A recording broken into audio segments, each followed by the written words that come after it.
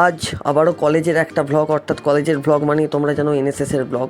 তো আজকে এনএসএসের তথাকথিত কাজকর্ম নয়, সেখান থেকে বিরত রেখে একটা সেই কাজকর্মের পরিপ্রেক্ষিতেই একটা এক্সকারশনের ব্লগ ভিডিও তোমাদের সামনে তুলে ধরছি। তো আজকে অর্থাৎ কিছুদিন আগে 30শে ডিসেম্বর আমরা রওনা দিয়েছিলাম এক্সকারশন করতে আলিপুর জু চিড়িয়াখানা, অর্থাৎ ভ্রমণ করার জন্য। তো দেখতেই পাচ্ছ দুটো বাস অলরেডি চলে এসেছে, আর আমাদের অনেক দিনের পুরনো বন্ধুকে আমরা পেয়ে গেছি আজকের দিনে।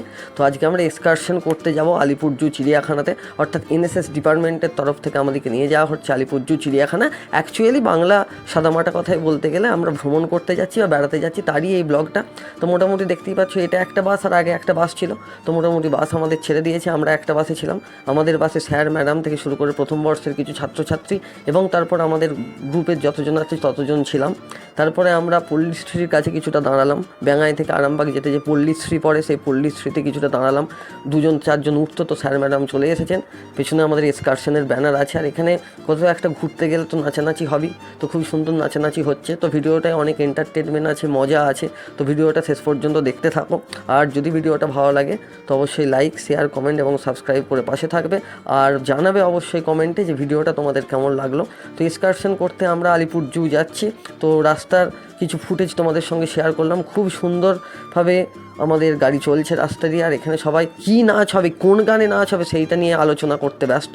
তো আবার এক জায়গায় দাঁড়ালাম, জগারপুর যেটাকে বলা হয়। তো জগার মোড় এরকম একটা জায়গা আছে, মানে আরামবাগ থেকে কলকাতা যেতে তার মধ্যে পড়ে একটা বাস স্টপ বলে ভুল হবে, ওই একটা তেলের ডিপুর ওখানে দাঁড়ালাম। সেখানে যে চপমুড়ি টিফিন হলো এবং চপমুড়ি প্যাকেজিং হলো, সেটাই আমরা খেতে খেতে যাচ্ছি। আর এখানে দাদারা খুব সুন্দরভাবেই চপমুড়ি প্যাকেজিং করছে। দাদা বলছে সবই ঠিক আছে, তুমি করতে থাকো ব্লগ, আর আমিও চপমুড়িটা রেডি করি। তো মোটামুটি এখানে মানে কলকাতা আসবো, জ্যাম হবে না তা কি হয়। তো মোটামুটি জ্যাম ট্যাম লেগে গিয়েছো, তো জ্যাম ফ্যাম কাটিয়ে আমরা এবার দ্বিতীয় হুগলি সেতু অর্থাৎ গঙ্গার ওপর দিয়ে যাওয়ার ফিল নিয়ে পৌঁছে যাব আস্তে আস্তে কিন্তু আলিপুর জু চিড়িয়াখানার মধ্যে। তো গঙ্গার ওপর দিয়ে যাওয়ার সময় যে দ্বিতীয় হুগলি সেতুটা পড়ে, তো সেইটাই তোমাদের সঙ্গে সামনে তুলে ধরছি। খুবই ভালো লাগলো। তো যাই হোক, বলতে বলতে নাচতে নাচতে গান করতে করতে আমরা চলে এসেছি এবং এনজয় করতে করতে আমরা চলে এসেছি আলিপুর জু চিড়িয়াখানার সামনে। তো এই দেখো আলিপুর জু চিড়িয়াখানা, এখানে খুব সুন্দরভাবেই একটা থিম ডেকোরেট করেছে, কিন্তু এটা বাইরের দিকে বেরোনোর দরজা, আর ঢোকার দরজাটা ঠিক তার সামনে আছে। তো দেখতেই পাচ্ছ আমরা ঢোকার দরজার কাছে চলে এসেছি। এখানে আমাদের এনএসএসের ভলেন্টিয়ার্সরা, আমরা কিছু কেমন ড্রেস এনেছিলাম সেগুলো পরিয়েই তাদেরকে ঢুকিয়েছিলাম যাতে করে একটু কম ফিজ হয়। তো যাই হোক, মোটামুটি জুওলজিক্যাল গার্ডেনে ঢুকে পড়লাম। তো ঢুকেই দেখলাম যে এই ম্যাপটা আছে, আর এই ম্যাপটাকেই আমাদেরকে প্রদক্ষিণ করে চলতে হবে এবং এই ম্যাপটার সাহায্য নিয়ে আমাদেরকে যেতে হবে যদি আমরা এই জুটা ঘুরতে চাই। তো এখানে খুব সুন্দর গ্রিন সিনারি আছে। তো চলো এবার যাওয়া যাক। তো মোটামুটি কোন দিক দিয়ে কোন দিকে শুরু করব সেটা বুঝতে পারছিলাম না, তাই আমি পুরোটা চারদিকে তোমাদের একবার দেখিয়ে দিলাম। তো এখানে খুব সুন্দর ফ্যামিলিরা এসেছে বা অন্যান্য যারা ঘুরতে আসে সবাই এসেছে, তারা খুব সুন্দরভাবেই পিকনিক করছে এবং এটা একটা one kind of picnic spot হয়ে গেছে। তো এখানে আমি আছি, কর্ণ আছে, আকাশ আছে, আর এই যে আমাদের নামটা এখন ভুলে গেছি, যাই হোক উপাসনা মালিক আছে, আর জগন্নাথ তো আছি। তো এখানে প্রথমেই দেখতে পেলাম আমাদের পূর্বপুরুষদের, অর্থাৎ ওরাং, যাদের বিবর্তন পরই আমরা কিন্তু আমাদের এই মানুষ জন্মটা পেয়েছি। তো খুব সুন্দরভাবে এরা নিজেদের এন্টারটেন করছিল এবং আমাদেরও এন্টারটেন করছিল খুব সুন্দরভাবেই। তো দেখো এটা এসেছে এবং মানুষের মতোই কার্যকলাপ করছে, মানে আমরা যেমন নাচি বা গান করি ঠিক সেই রকমভাবেই আমাদেরকে একটু নাচ দেখিয়ে দিয়ে চলে গেল।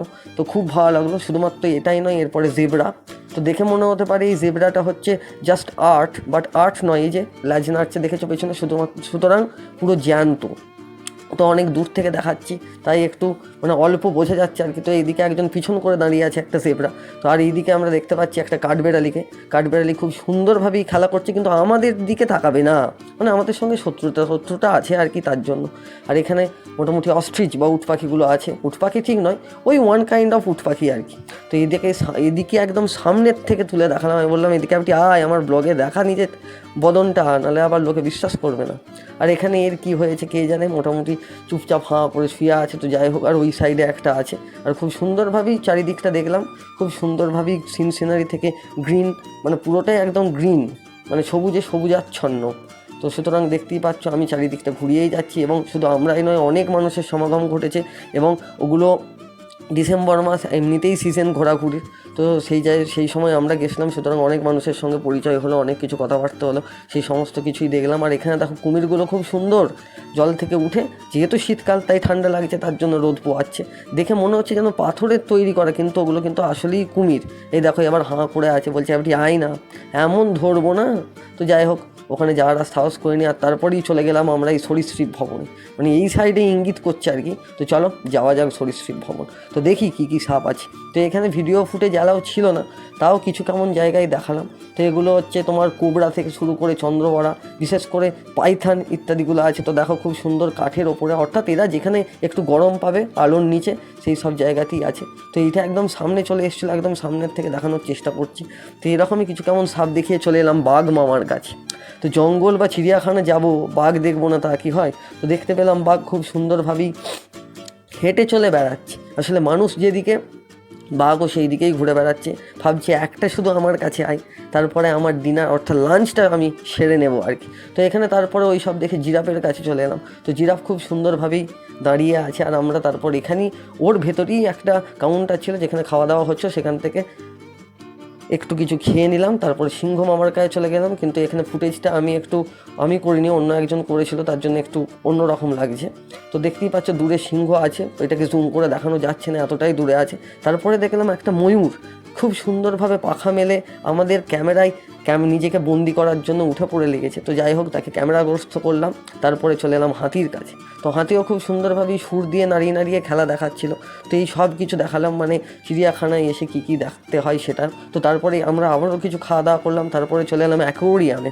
অর্থাৎ আলিপুরদুয়ারের ঠিক অপোজিটে একটা অ্যাকোয়ারিয়াম আছে। এখানে সমস্ত ধরনের মাছ এবং বিদেশি থেকে দেশি সমস্ত ধরনের মাছ আছে। তো এগুলো তো দেখতেই পাচ্ছ, শার্ক থেকে শুরু করে ইলেকট্রিক শার্ক সব কিছুই আছে। তো এগুলোকে খুব সুন্দর ডেকোরেশন করে রাখা হয়েছে। তো এখানেও ভিডিও করা মানে বাধ্যতামূলক নয়, এখানেও ভিডিও করা কিন্তু নিষিদ্ধ ছিল, তাও তোমাদেরকে কিছু কেমন দেখালাম। তো মোটামুটি খুব সুন্দর ঘুরছে। তো দেখেছো এরা যে ঘুরছে, প্রত্যেকটা ছন্দ ওয়াইজ ঘুরছে এবং খুব সুন্দর দেখতে লাগছে। আর এদিকে ওই অ্যাকোয়ারিয়ামের মধ্যে দেখতেও খুব ভালো লাগছে, এরা নিজের কি সুন্দর পাখনা বা ল্যাজ নাড়িয়ে নাড়িয়ে ঘুরছে। তো এই সব দেখে আমরা আবার বাইরে বেরিয়ে গেলাম। এরপরে আমাদের বাড়ি ফিরে যাওয়ার পালা। আর এ তো মানে সারা রাস্তা সারা বাস নেচেই এসেছে, মানে এত উদ্যম কোথা থেকে পাই কে জানে। তো মোটামুটি ঠিক আছে, আবার সেই একইভাবে নাচতে নাচতে ঘরের দিকে রওনা দিচ্ছি। বেশ সকালে খুব সুন্দরভাবেই বেরিয়েছিলাম, এনজয় হলো। হয়তো আবারও অন্যান্য বছর অন্য কোনো ব্লগ হবে। তো ঠিক আছে, ভিডিওটা এতটাই। ভিডিওটা যদি ভালো লাগে অবশ্যই লাইক, শেয়ার, কমেন্ট এবং সাবস্ক্রাইব করে পাশে থাকবে। আর এই রকম আরও ভিডিওটি পেতে এই অয়ন ব্লগার ইউটিউব চ্যানেলটিকে সাবস্ক্রাইব করে পাশে থাকবে। তাহলে আবার দেখা হবে নেক্সট ব্লগে। আর ভিডিওটা কেমন লাগলো অবশ্যই জানাবেন। তাহলে বাই বাই।